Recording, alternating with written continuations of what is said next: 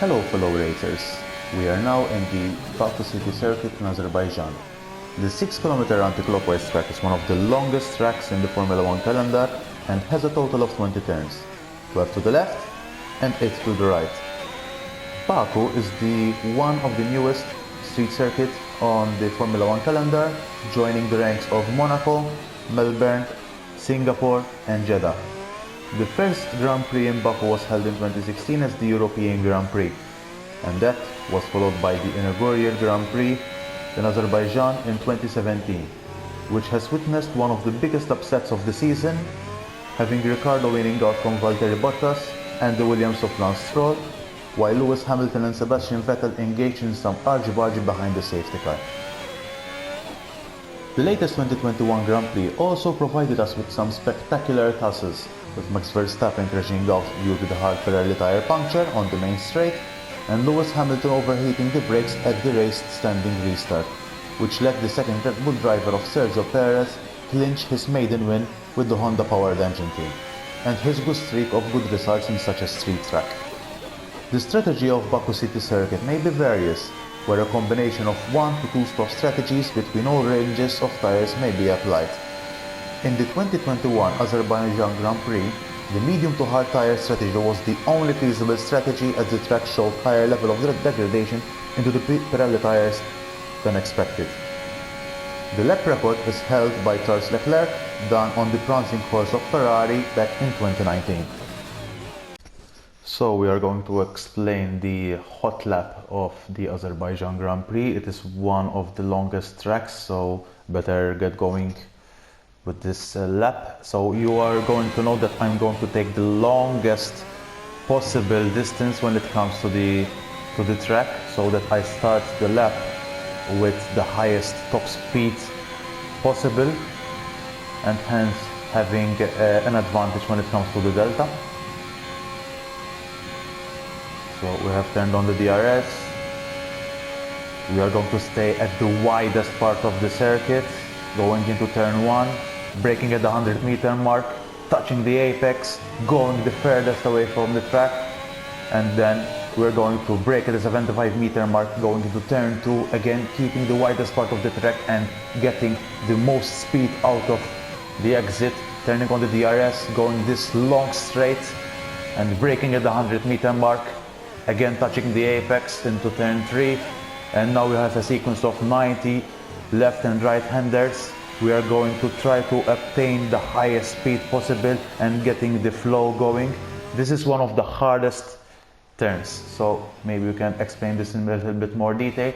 So I'm standing at the 75-meter mark at the gear 6, and we're going to go touching the curb, kissing the curb, and going as left as possible without hitting the wall. So we're braking. In fact, I have kept the third gear, but I'm slowly going back into the second gear. I'm trying to keep as leftward as possible, trying not to mount this curb, because this is one of the curves that makes the car spin. In fact, I barely touched the apex. I have short shifted into gear 4, trying not to touch as much as possible this curb as well, because this curb makes the car spin. And beyond this point, I'm going to slam the throttle and try not to spin. Again, at the 75-meter mark here, I'm going to brake into gear 2, and I'm going to almost cut the corner as much as possible. And I'm saying almost because it shows like a corner cutting, but a corner cutting would mean that you would have all four tires touching the outside part of the track, and in this case it wouldn't be the case, because by the time that all 4 tires might be out of the track, the first left front tire would be again out on the track limits. So I'm going to brake in gear 2, just barely making it within the track limits, and I'm going to make it with a full throttle going into the castle. So here I'm going to brake at approximately the 50-meter mark, and I'm going to keep a very flowy car, because it's so easy to make a mistake and hit the wall getting wing damage, and this is one of the most common mistakes that drivers make, including the Ferrari driver Charles Leclerc when he tried to go way deep into the castle, and he ended up touching the barriers, not just touching the barriers, but also crashed the car during the second practice session in 2019. So let's see the flow out of it. I'm going to brake until gear 3, and I'm going to keep that gear all the way into the next sequence of chicanes and corners in order to keep the car as flowing as possible.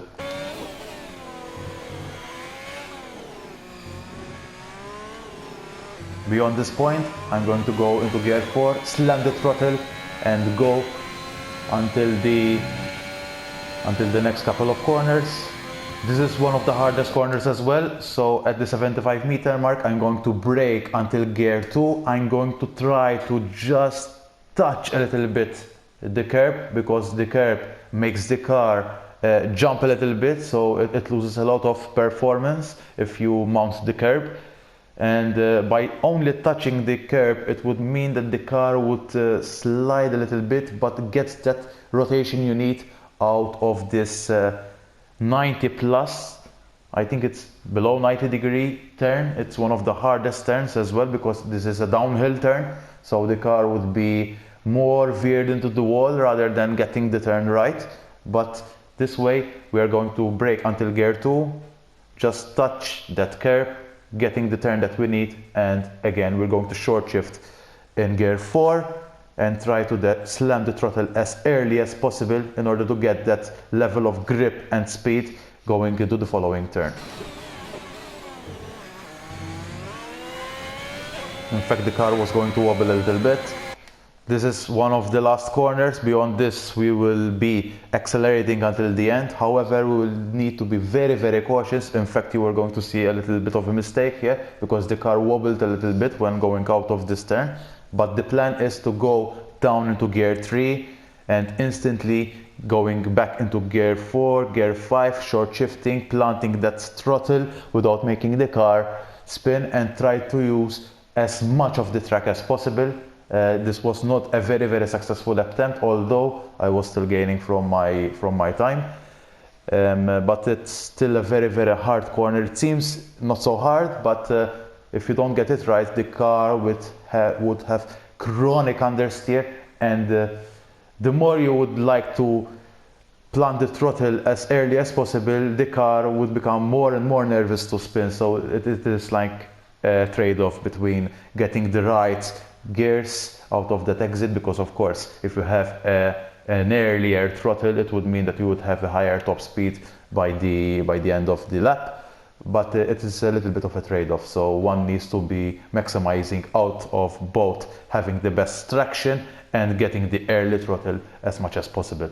So I'm going to short shift by gear 3, in fact short shifting to gear 5, having that slight wobble, but now I'm going to use the shortest possible distance of this track. As you may see, I'm trying to get the maximization out of the track by having the shortest distance possible. In fact, I'm going to keep the car as straight as possible, turning on the DRS, and this way it would finish the lap. And there we have it. This is basically the hot lap of the Azerbaijan Grand Prix. I hope you liked the explanation of this track. This is one of the hardest track to master, to be fair. So easy to make mistakes, to invalidate or to break the car, having a nose changed and all of that. But I hope you have enjoyed it, and let me know if you have any queries. Thank you, and take care, guys.